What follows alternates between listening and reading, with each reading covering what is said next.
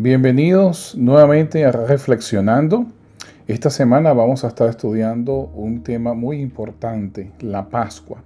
Pero antes de continuar, te invito a que te suscribas a nuestro canal, que compartas el video, que también le des me gusta para que otros puedan también disfrutar de este contenido que nosotros compartimos semana a semana. La semana pasada terminamos hablando acerca de las famosas plagas sobre Egipto o señales de poder que rodean la historia del Éxodo y que hacen una especie de guerra entre Moisés, Aarón y Dios contra Faraón y su panteón egipcio. Pero queda una manifestación más de poder, la cual involucra un símbolo mucho más sagrado dentro de la religión egipcia, la luz. Ahora, todo lo que había ocurrido debió haber sido suficiente para que Faraón se intimidara ante semejante demostración de poder.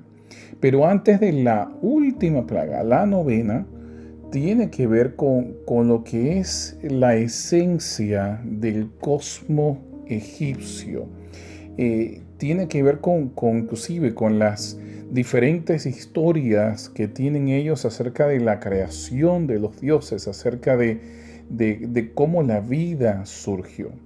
Ahora, con todo lo que había ya ocurrido, era suficiente para que Faraón concediera ante la lucha de poder contra Dios y contra Moisés. Él había perdido el dominio sobre el cosmos completo egipcio, sobre todo lo que eran las funciones regulares de los dioses, sobre los sembradíos, los animales, el río Nilo, lo había perdido todo. Pero ahora, en esta novena manifestación de poder, se iría en contra de su símbolo principal. Ahora, dentro de la cultura egipcia, la oscuridad es símbolo de la muerte.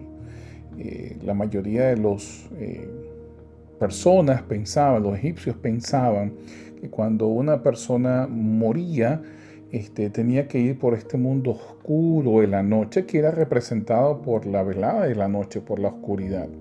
Y el nuevo renacer, la vuelta a la vida, era representada por el ciclo solar, por la luz. Sin embargo, ahora, en esta novena manifestación de poder, la oscuridad iba a llenar cada espacio de Egipto, y esto debió estremecer por completo a Faraón. Noten cómo se describe en Éxodo capítulo 10, versículos 21 al 24. Éxodo 10, 21 al 24. Y lee de la siguiente manera el texto. Jehová dijo a Moisés: extiende tu mano hacia el cielo, para que haya tinieblas sobre la tierra de Egipto, tanto que cualquiera las palpe. Y extendió Moisés su mano hacia el cielo, y hubo densas tinieblas sobre toda la tierra de Egipto por 3 días. Ninguno vio a su prójimo, nadie se levantó de su lugar en 3 días. Mas todos los hijos de Israel tenían luz en sus habitaciones. Entonces Faraón hizo llamar a Moisés y dijo: id, servid a Jehová, solamente queden vuestras ovejas y vuestras vacas, vayan también vuestros niños con vosotros. Ahora, nosotros tenemos que quizás comparar esto. Si nosotros lo comparáramos con algún tipo de desastre en nuestra realidad, estaríamos hablando de la detonación de una bomba nuclear. Estaríamos hablando de un tsunami sin medida, algo que en realidad desafiara nuestra concepción de la vida. El hecho de que los egipcios estaban sumergidos en absoluta oscuridad tiene que haber sido aterrador para todos los habitantes del país, ya que los conceptos que ellos tenían con la oscuridad, como lo mencionamos hace unos minutos, unos segundos, era la muerte, era el inframundo. Si no hay sol, no hay vida.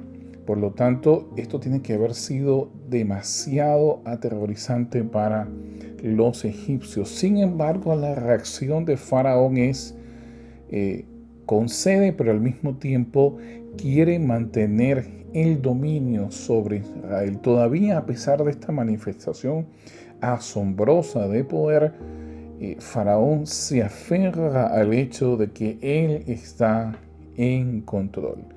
Y le dice a Moisés: sal, pero nos vas a dejar tus bienes aquí. Y obviamente en una jornada como esa, de 3 días, sin salir sin tus rebaños, sin salir con qué proveer alimentos, era una aventura bastante arriesgada.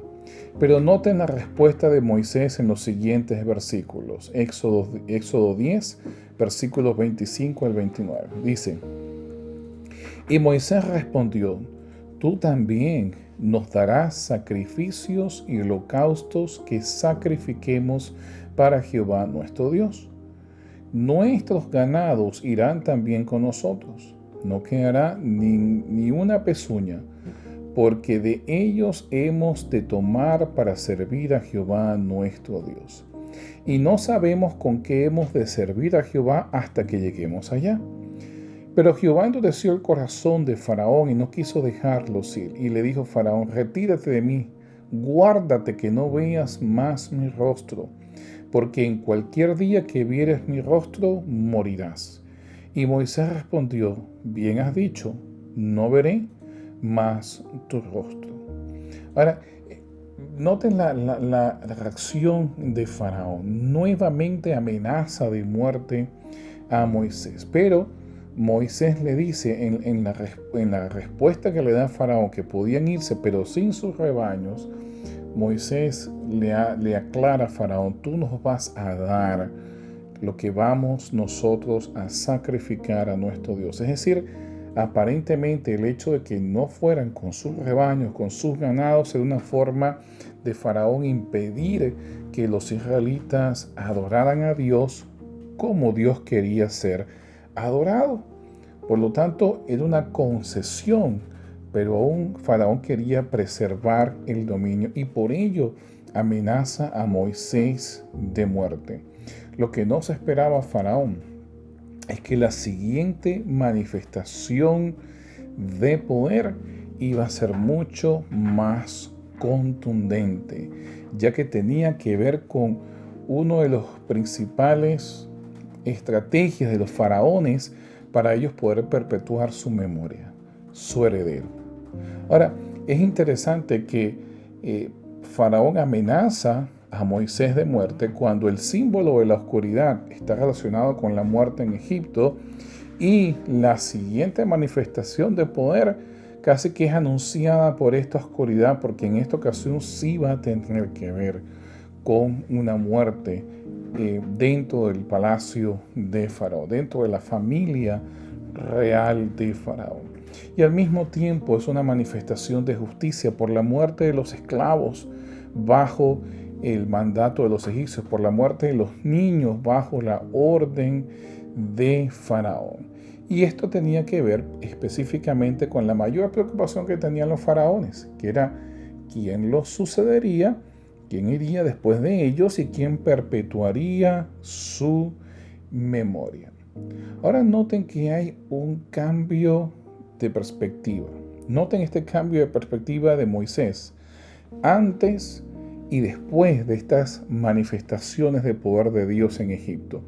Vayan conmigo al libro de Éxodo, capítulo 11, versículos 1 al 9. Noten lo que narra aquí el texto bíblico. Éxodo 11, versículos 1 al 9. Y Jehová dijo a Moisés: una plaga traeré aún sobre Faraón y sobre Egipto, después de la cual él os dejará ir de aquí, y seguramente os echará de aquí del todo. Ahora habla al pueblo, y que cada uno pida a su vecino y cada uno a su vecina alhajas de plata y de oro. Jehová dio gracia al pueblo en los ojos de los egipcios, también Moisés era tenido por varón en la tierra de Egipto a los ojos de los siervos y a los ojos del pueblo. Esto es importante porque si nosotros recordamos la narración, el comienzo de la narración, Moisés había salido de Egipto huyendo como un asesino. Y cuando Dios lo llama para que regrese, Moisés se queja y dice, no me van a escuchar.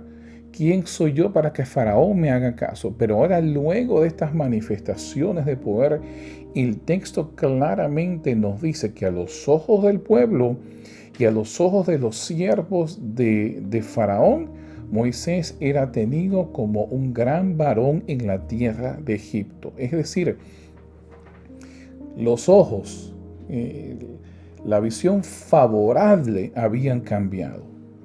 Ahora, en vez de admirar a Faraón, admiraban a Moisés. Y por una razón sencilla, Moisés había demostrado dominio sobre los principales elementos religiosos dentro de la cultura egipcia. Lo que Faraón estaba supuestamente a hacer, el dominio que Faraón estaba supuesto a demostrar, Moisés lo había demostrado en forma contraria. Faraón tenía que demostrarlo para la prosperidad de Egipto. Moisés los había dominado para la calamidad en Egipto. Por lo tanto, los mismos egipcios veían a Moisés con ojos muy diferentes. Pero ahora viene la descripción de esta última señal de poder. Vayan conmigo al versículo 4 de Éxodo 11. Versículo 4 en adelante, hasta el 9. Noten.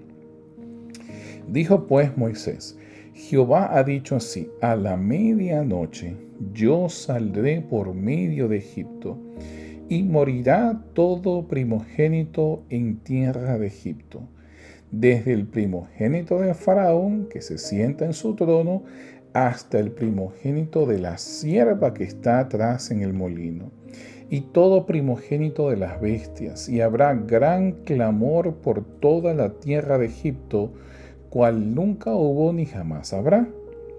Pero contra todos los hijos de Israel, desde el hombre hasta la bestia, ni un perro moverá su lengua, para que sepáis que Jehová hace diferencia entre los egipcios y los israelitas. Y descenderán a mí todos estos tus siervos, e inclinados delante de mí dirán, vete, tú y todo el pueblo que está debajo de ti. Y después de esto yo saldré. Y salió muy enojado en la presencia de Faraón. Y Jehová dijo a Moisés, Faraón no os irá, para que mis maravillas se multipliquen en la tierra de Egipto. Ahora, noten que sale justo a la medianoche. Sale en el momento más oscuro, es donde se ejecuta esta última señal, este último juicio divino. Y obviamente tiene que ver con el concepto de la muerte egipcio. Pero hay un contraste que nosotros no podemos ignorar cuando nosotros leemos el texto.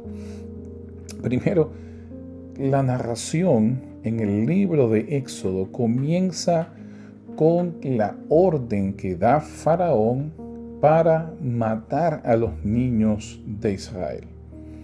Primero le da la orden a las parteras hebreas. Las parteras hebreas se rehúsan de matar a los niños. Entonces finalmente le da la orden para que entonces los lancen al río Nilo.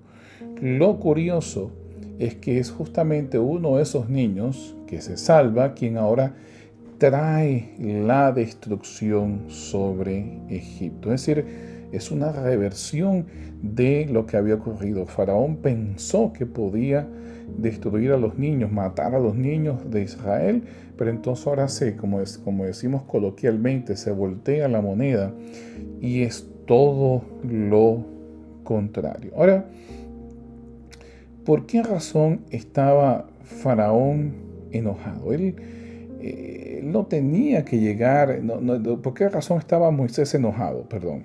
Él no tenía que llegar, no tenía que todo llegar a este punto. Con todo lo que había ocurrido era suficiente para que Faraón dejara ir al pueblo de Israel. Yo me imagino que por un lado Moisés quería que Israel saliera, y ustedes pueden ver la indignación de Moisés cuando encuentra a los dos hebreos peleando y cuando mata al capataz egipcio que estaba agrediendo al israelita. Así que él tenía una conexión familiar con los israelitas que, a pesar de que había crecido en Egipto, no lo había olvidado del todo. Pero al mismo tiempo Moisés creció en Egipto, por lo tanto él también tendría conexiones emocionales y amistades familiares con la cultura egipcia. Y Faraón no solo estaba causando la esclavitud de Israel, sino también estaba causando la calamidad en Egipto. No tenía por qué haber llegado a esto. Yo me imagino que Moisés salió completamente enojado de la presencia de Faraón por la terquedad que mostraba este gobernante. Ahora, uno de los datos curiosos que nosotros históricamente hablando podemos ver tiene que ver con la muerte del primogénito de Faraón. Ahora, ustedes saben, conocen claramente, porque lo hemos hablado aquí, que la fecha tradicional para el Éxodo está entre 1450 y 1451, en la primavera de este año. Y que esto cae dentro del reinado de un faraón de la nueva dinastía llamado Tutmosis el tercero. Nosotros también hemos comentado cómo en el Anuat, el libro funerario de este faraón que se destaca en su tumba y que le da todas las encantaciones y las herramientas mitológicas que necesita para pasar por este viaje en el inframundo, en la oscuridad, y poder entonces que su alma vuelva nuevamente al cuerpo que ha sido momificado. En su tumba aparecen las depicciones de soldados que están siendo ahogados y que nuevamente se repiten solamente en dos tumbas, en la de él y en la de su sucesor, su hijo Amenhotep el segundo. Ahora, Amenhotep durante esta época se encontraba en una campaña militar en Canaán, no estaba en Egipto cuando ocurriría todo este episodio de la muerte de los primogénitos. Sin embargo, quien sí estaba en Egipto era el hijo de Amenhotep el segundo, que sería el nieto de Tutmosis el tercero. Y eso es interesante porque este nieto, este primogénito de Amenhotep el segundo, sí muere en forma inesperada durante esta época. Y como resultado, nosotros sabemos que el sucesor de Amenhotep el segundo, que sería el hijo del faraón del Éxodo, su nombre es Tutmosis el cuarto, pero no era un hijo legítimo. Ahora, ¿cómo nosotros sabemos esto? Bueno, quiero llevarlos a una de las esculturas más famosas en la historia del mundo, la Esfinge de Egipto. Esta esfinge es muy importante. Ustedes la encuentran justo al frente de las famosas pirámides de Giza, las famosas pirámides egipcias. Y es muy importante porque hay diferentes teorías en cómo surgió esta esfinge, quién la esculpió. Lo cierto es que esta estatua llegó a ser adorada, reverenciada por los egipcios. Y en esta esfinge nos cuenta la historia de que Tutmosis el cuarto tuvo un episodio muy particular. Ese episodio está reflejado en algo que se conoce como la estela del sueño, que está justo en el centro de las dos piernas de la esfinge. Ahora, la inscripción, esta estela, relata la historia del joven Tutmosis el cuarto, que había salido de casa a cazar y cayó enfermo mientras estaba en el proceso de la caza, y convaleció en pleno día a la sombra de la esfinge. Ahora, en ese momento la gran esfinge había quedado totalmente enterrada en la arena y en muy mal estado. El joven, mientras tomó el cuarto, tuvo una visión justo en la esfinge, que la esfinge le hablaba y le decía, si la desenterraba de la arena, entonces la esfinge lo convertiría a él en el próximo faraón de Egipto. Moses cumplió la orden de la esfinge desenterrándola de la arena y rápidamente se convirtió en el próximo faraón egipcio. Ahora, encima de la estela y debajo de la barba de la esfinge, entonces se colocó también una pequeña estatua para que los espectadores que se situaran enfrente de la estela, entre las patas de la esfinge, vieran la cara de la estatua debajo o superpuesta a la cara de la esfinge. Alrededor de la estela había una pequeña capilla que justamente conmemoraba el episodio entre Moses, el cuarto, y la esfinge. Pero ¿por qué razón él tuvo que hacer esto? Porque como no era un sucesor legítimo, entonces se vio obligado a buscar algún tipo de razonamiento que lo justificara como faraón de Egipto. Y esa justificación la encontró en esta historia, en esta visión o este sueño en la cual la esfinge le dice a él, yo te voy a hacer el faraón legítimo de Egipto, el gobernador legítimo de Egipto. Por eso nosotros sabemos que Moses el cuarto no era el faraón legítimo y que Amenhotep el segundo, quien debía tener su sucesor, su hijo muere inesperadamente en Egipto, justo en la misma época donde nosotros identificamos, usando los textos bíblicos, que ocurrieron los episodios que narra el texto en Éxodo. Ahora, Éxodo 11:10 nos dice lo siguiente: y Moisés y Aarón hicieron estos prodigios delante de Faraón, pues Jehová había endurecido el corazón de Faraón y no envió a los hijos de Israel fuera de su país. Nuevamente, nosotros aquí vemos que la idea de todas estas manifestaciones de poder son juicios divinos sobre las deidades y sobre la religión de Egipto, especialmente sobre la idea que tenía de Faraón de sí mismo acerca de cómo él era un semidivino y cómo podía controlar todo lo que era el cosmos egipcio. Pero justo antes de esta última señal que Dios va a realizar, Él le dice a los israelitas que hagan una preparación específica. Ahora, es importante esta preparación porque de ella van a surgir todo un sistema de sacrificios que tiene un propósito principal desde el punto de vista no solo profético, sino desde el punto de vista religioso. Es una analogía de una verdad mucho más profunda. Así que vamos a leer la preparación para que nosotros entendamos acerca de qué está hablando Dios en esta ocasión. Vayan conmigo al capítulo 12 del libro de Éxodo y vamos a comenzar a partir del versículo 1 hasta el versículo 21. Síganme juntos en la lectura. Habló Jehová a Moisés y a Aarón en la tierra de Egipto diciendo: este mes os será principio de los meses. Para vosotros será este el primero en los meses del año.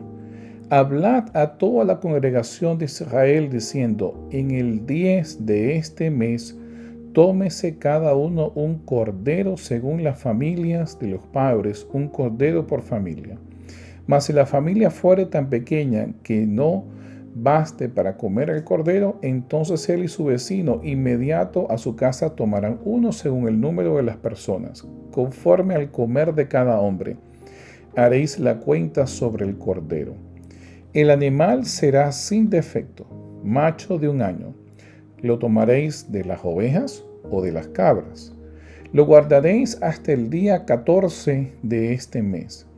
y lo inmolará toda la congregación del pueblo de Israel entre las 2 tardes.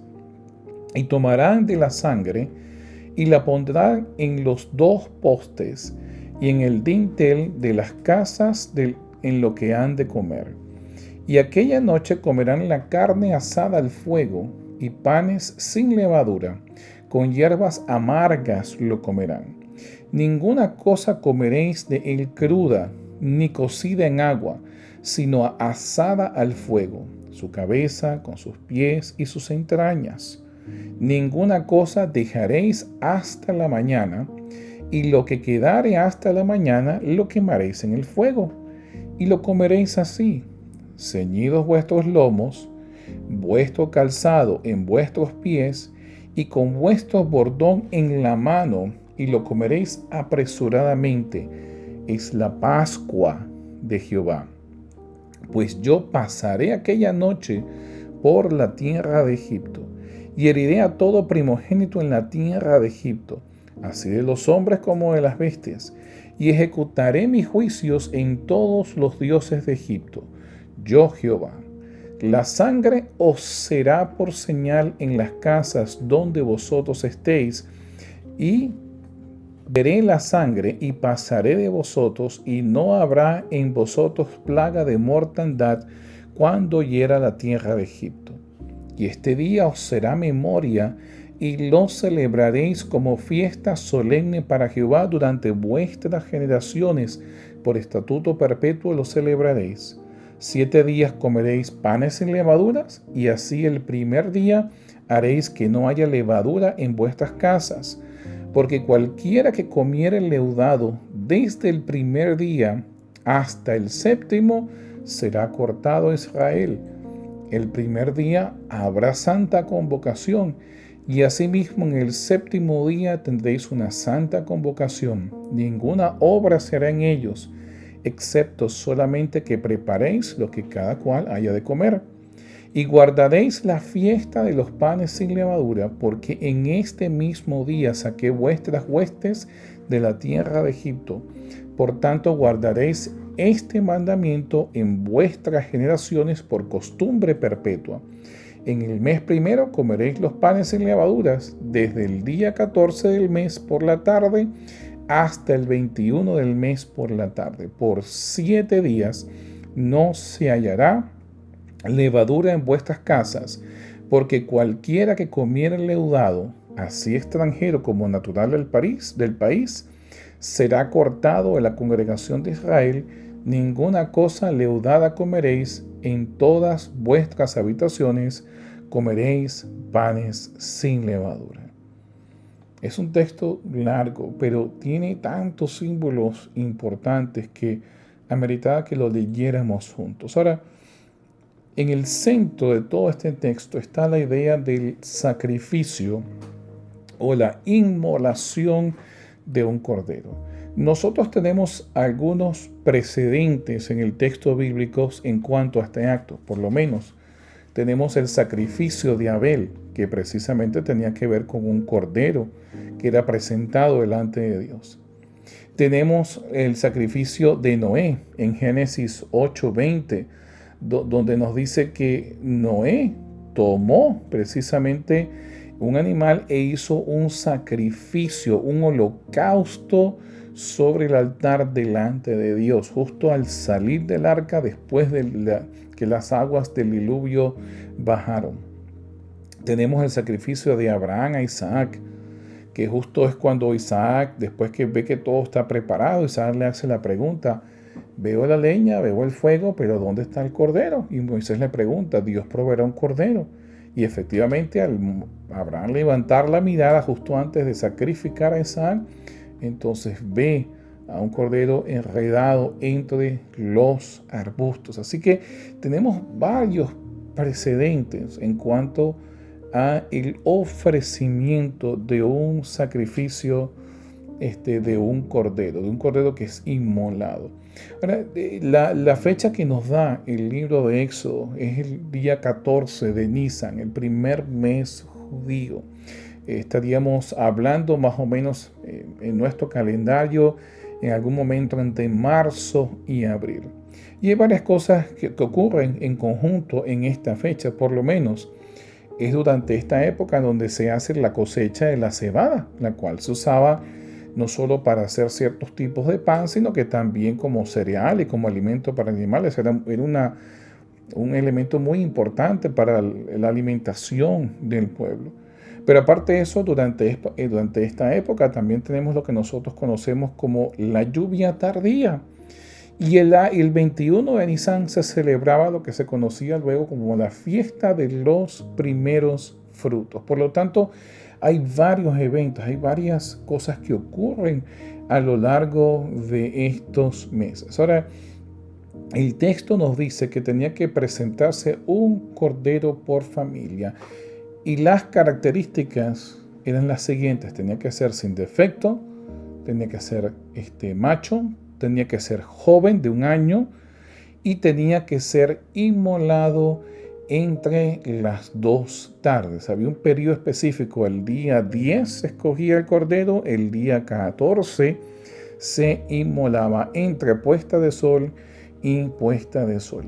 Y la sangre entonces tenía que ponerse en los postes y en los dinteles de cada casa en donde habitaban los israelitas. Y ya vamos a ver cómo este símbolo es importante. Pero aparte de eso tenemos panes sin levadura, lo cual en textos posteriores al Éxodo vemos cómo la levadura se compara con la abundancia de pecado, con el pecado. Por lo tanto, de alguna manera la ausencia de levadura en estos panes era un símbolo de que Israel se apartaba quizás de aquellas costumbres que había aprendido en Egipto y ahora se consagraba a Dios. Pero aparte de eso, tenía hierbas amargas que hablaban acerca de lo amargo de la experiencia, y nos recuerda el texto en Apocalipsis acerca de los 2 testigos y el libro que come Juan, que es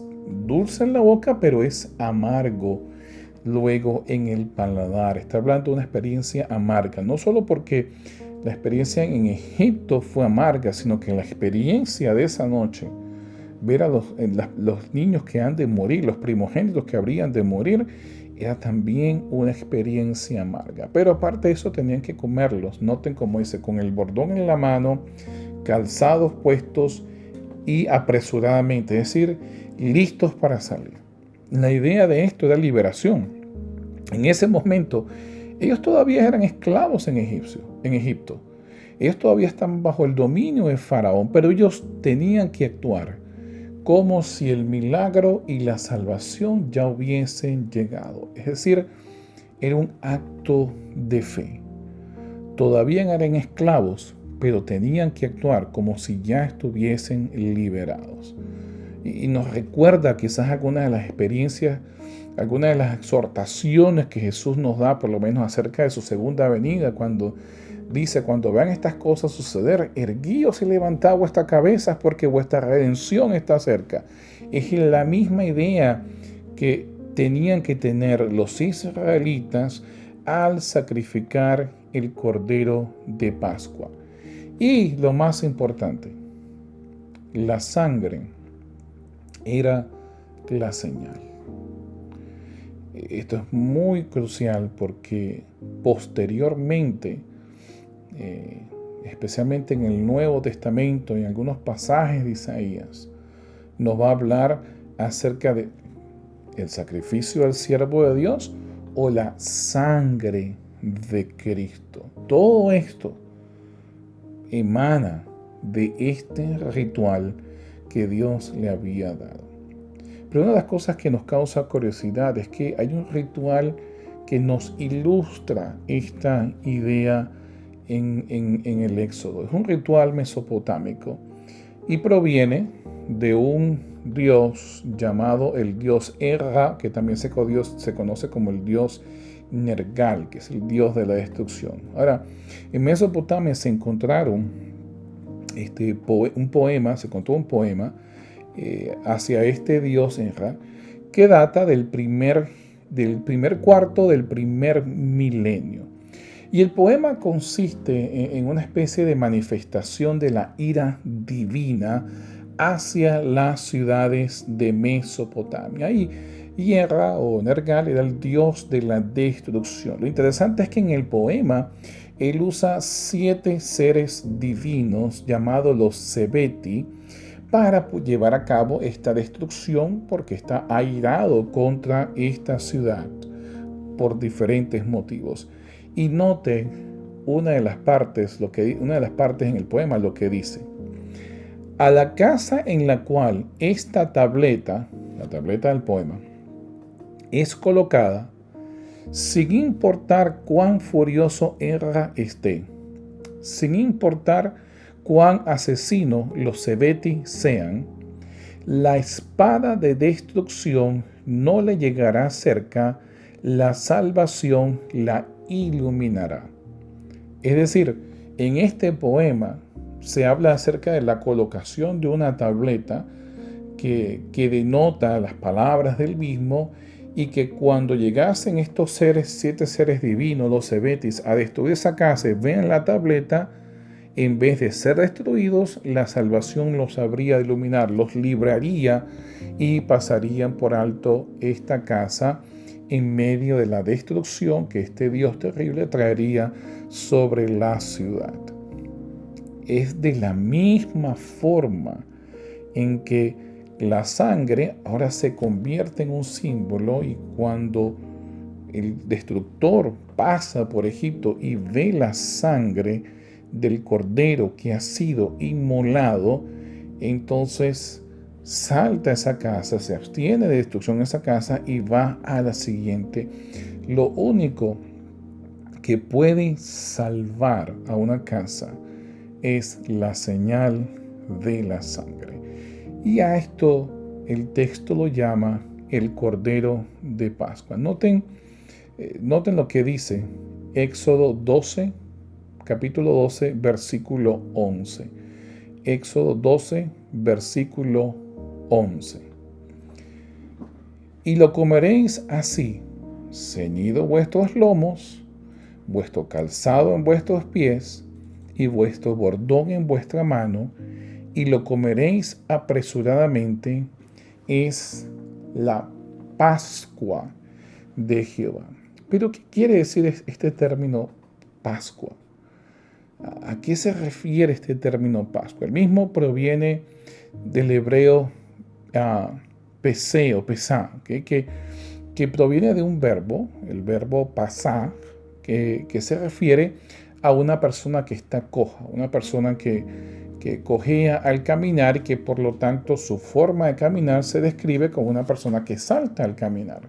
Quiero que se transporten en sus mentes a la época bíblica, donde no habían todas las facilidades que hay para las personas que tienen problemas en sus piernas, como hay hoy en día, y que lo más seguro es que usaban algún tipo de bastón de madera. Yo he visto algunos hasta con caños de marfil o de hueso o de cerámica o de metal, pero que eran muy rústicos, y en medio de caminos que eran llenos de piedras irregulares, pues no era fácil poder caminar cuando tú sufrías de algún tipo de impedimento en tus piernas. Por lo tanto, el verbo pasar tiene que ver con eso, con una persona que cojea y que en vez de caminar pareciera que salta.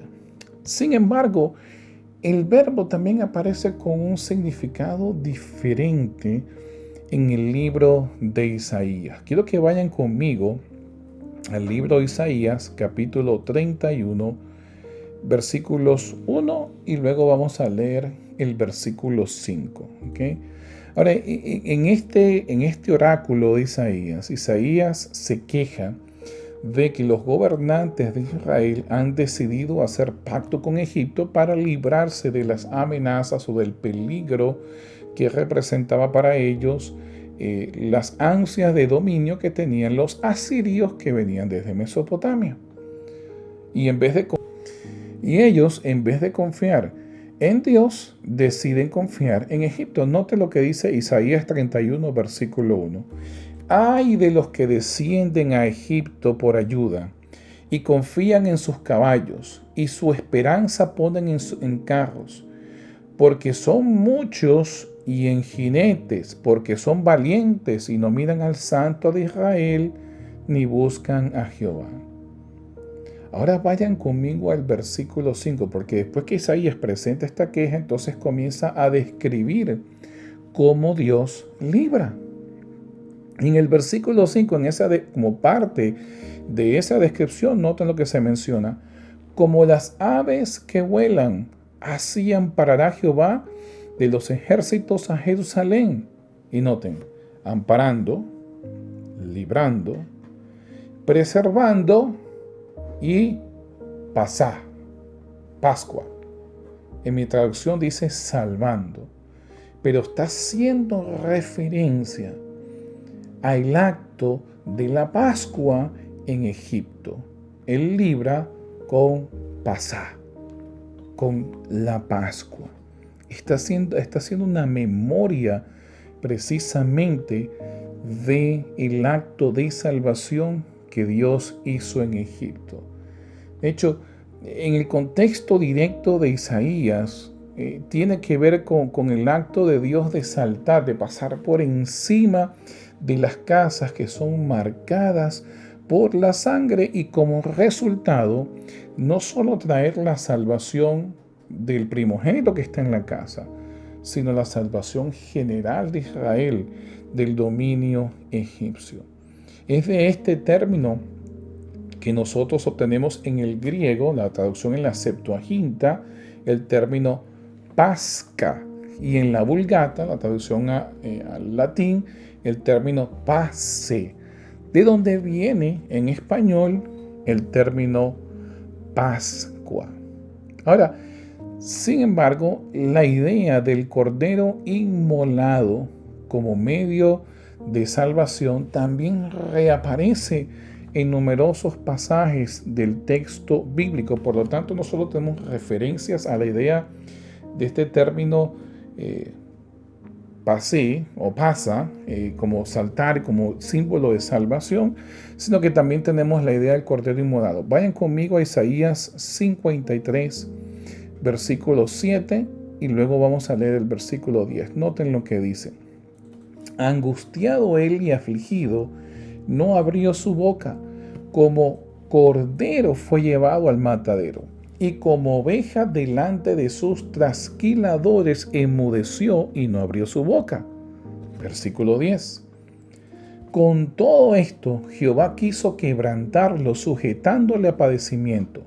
Cuando haya puesto su vida en expiación por el pecado, verá linaje, vivirá por largos días, y la voluntad de Jehová será prosperada en su mano. Nuevamente vemos la conexión ahora de el sacrificio pascual, ahora con un sacrificio del siervo de Dios. Juan, en su evangelio, también repite una idea similar. Vayan conmigo a Juan capítulo 1, versículo 29. Ahora, la dimensión que añade Juan es que Juan comienza en su primer capítulo del evangelio diciendo de que el verbo estaba con Dios, y el verbo era Dios, y el verbo era eterno, y luego ese verbo se hizo hombre, se encarnizó.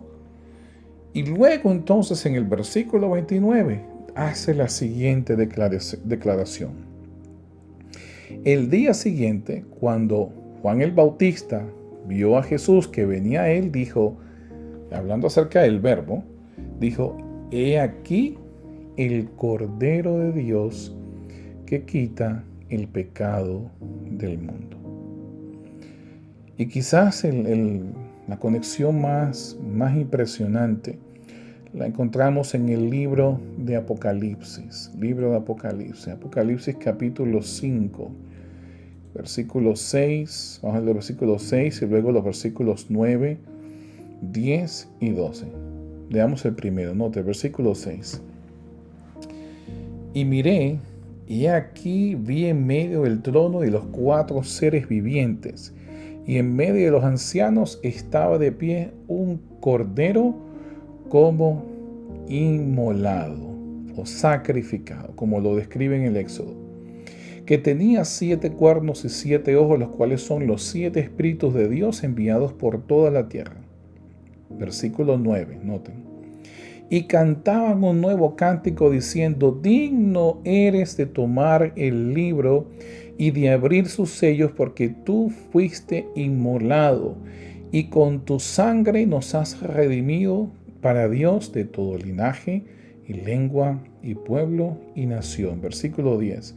Y nos has hecho para nuestro Dios reyes y sacerdotes, y reinaremos sobre la tierra. Versículo 12. Y decían a gran voz: el cordero que fue inmolado es digno de tomar el poder, las riquezas, la sabiduría, la fortaleza, la honra, la gloria y la alabanza. ¿Se dan cuenta de todas estas conexiones? Todo el sistema de sacrificios que involucraba a los animales, el sacrificio diario, el día de la expiación, los holocaustos, todo esto deriva de este sacrificio pascual. La Pascua era importante porque una ceremonia, un rito que connotaba liberación y salvación por medio del instrumento que Dios había escogido para ejecutar la misma. Y según Juan, no es ningún otro, sino Dios mismo. Él había decidido liberar a Israel usándose a él a sí mismo, y la Pascua, el rito de la Pascua, es el comienzo de la analogía de sacrificios que nos señalarían, que nos indicarían al sacrificio que Dios mismo haría. Ahora, el ritual, ¿por qué crear este ritual? El ritual tenía como propósito pasar el conocimiento de esta liberación de generación en generación. Nosotros quizás tenemos algunas ideas de cómo se compuso la Biblia, ¿verdad? Pero en sus inicios, cuando no había ningún sistema de escritura, la transmisión del conocimiento era vía oral. Es decir, la mayor parte de las personas eran analfabetas, no sabían leer o escribir. Por lo tanto, la única forma de poder pasar el conocimiento era la repetición y la memorización de aquellas cosas, de aquellos pasajes, de aquellas historias que eran importantes para la tradición de cada pueblo y de cada nación. Esto no solo era en Israel, sino era en otras naciones también. Por eso es que nosotros vemos que algunas de los pasajes bíblicos, los presagios bíblicos, están escritos en forma de prosa o en forma de canción, para que los pudiesen chantear y pudiese ser mucho más fácil memorizarlos y así pasarlos de generación en generación. De hecho, eso es precisamente lo que el Éxodo exhorta, lo que la narración en Éxodo le dice a los israelitas que tienen que hacer. Noten, vayan conmigo a Éxodo capítulo 12, versículos 24 al 28. Noten lo que dice. Guardaréis esto por estatuto para vosotros y para vuestros hijos, para siempre. Y cuando entréis en la tierra que Jehová os dará como prometió, guardaréis este rito. Y cuando os dijeren vuestros hijos: ¿qué es este rito vuestro? Vosotros responderéis: es la víctima de la Pascua de Jehová, el cual pasó por encima de las casas de los hijos de Israel en Egipto, cuando hirió a los egipcios y libró nuestras casas. Entonces el pueblo se inclinó y adoró, y los hijos de Israel fueron e hicieron puntualmente así como Jehová había mandado a Moisés y Aarón. Es decir, no solo memorizarían ciertos pasajes para transmitir el conocimiento, sino que el rito en sí tenía el propósito de volver a traer a la memoria el significado de lo que Dios había hecho y el recordar la obra de salvación que Él había ejecutado. Ahora, eran los primogénitos los que tenían la mayor responsabilidad en esto, porque ellos llevaban bajo sus hombros las responsabilidades patriarcales. Ustedes recordarán cómo Esaú y Jacob tuvieron un conflicto familiar porque ambos querían tener la bendición patriarcal. Y solamente el primogénito era quien era el que tenía en realidad la legalidad o la capacidad de recibirla. Eran ellos los primogénitos, los directos beneficiarios del acto salvífico que Dios había hecho, los cuales tenían la obligación de pasar el conocimiento. Pero ahora viene la ejecución del juicio divino. Todo lo demás era preparativo. Y ahora viene el juicio divino ejecutado sobre Egipto. Vayan conmigo a Éxodo 12, versículos 29 al 33, para nosotros leer estas líneas solemnes y que nos hacen pensar mucho acerca del juicio de Dios. Noten, versículo 29 en adelante. Y aconteció que a la medianoche Jehová hirió a todo primogénito en la tierra de Egipto, desde el primogénito de Faraón, que se sentaba sobre su trono, hasta el primogénito del cautivo que estaba en la cárcel, y todo primogénito de los animales. Y se levantó aquella noche Faraón, él y todos sus siervos, y todos los egipcios, y hubo gran clamor en Egipto, porque no había casa donde no hubiese un muerto. E hizo llamar a Moisés y a Aarón de noche, y les dijo: salid de en medio de mi pueblo vosotros, y los hijos de Israel, e id, servid a Jehová como habéis dicho. Tomad también vuestras ovejas y vuestras vacas como habéis dicho, e idos, y bendecidme también a mí. Y los egipcios apremiaban al pueblo, dándose prisa a echarlos en la tierra, porque decían: todos somos muertos.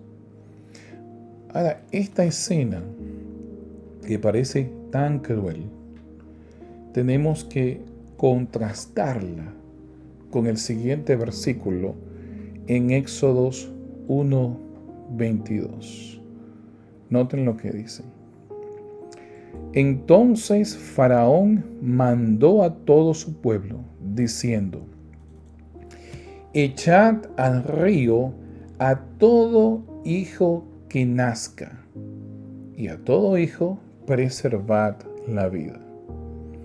¿Se dan cuenta del contraste? Faraón había atentado y había asesinado a todos los hijos varones en Israel.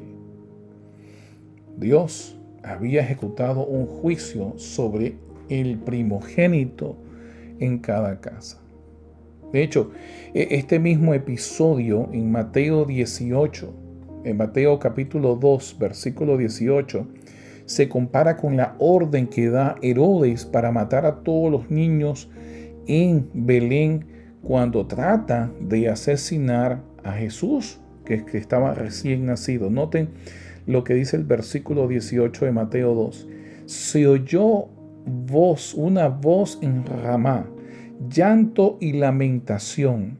Raquel que llora a sus hijos y que no quiso ser consolada porque ya no existen. Está haciendo alusión al acto de Faraón de matar a los niños. La misma viene del libro de Jeremías, donde aparece también nuevamente otra referencia hacia este llanto profundo que tenían los hijos de Israel, porque Faraón había asesinado. Ustedes lo encuentran en Jeremías 31, versículos 15 y 16. Noten lo que dice Jeremías 31, versículos 15 y 16.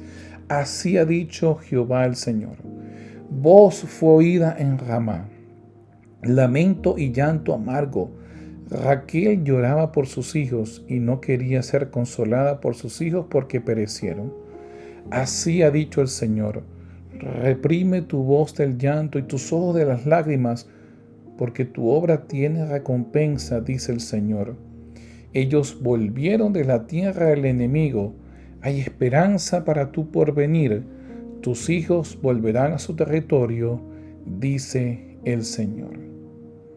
Faraón pensó que asesinando a los niños israelitas los oprimiría y los controlaría, destruyendo en ellos cualquier tipo de aspiración o intento de libertad. Sin embargo, Dios usó la misma estrategia de Faraón para para producir la liberación de Israel. Esto se conoce en la Biblia como el efecto reversión, en donde un ente enemigo trata de oprimir al pueblo de Dios con algún tipo de instrumento, llámese leones, llámese horno de fuego, llámese decreto, y Dios usa la misma estrategia para entonces liberar a su pueblo. La Pascua nos recuerda que la liberación, la redención y la salvación siempre han sido y siempre serán un acto exclusivamente divino. Los israelitas no podían librarse por ellos mismos. Solo Dios los podía librar. Nosotros no podemos librarnos por nosotros mismos, salvarnos por nosotros mismos. Solo Dios nos puede salvar. Y para recordarnos que es precisamente lo que Dios hace, nos dejó el Cordero de la Pascua, que señala precisamente al Cordero Divino, el Cordero inmolado del Apocalipsis, que es nuestro Salvador, Cristo Jesús. Es Dios mismo quien se dio a sí mismo para obtener nuestra salvación. Es por ello que no hay nada que temer, porque la salvación no depende de mí, sino de Dios, que puede librarnos del enemigo más terrible que pueda existir.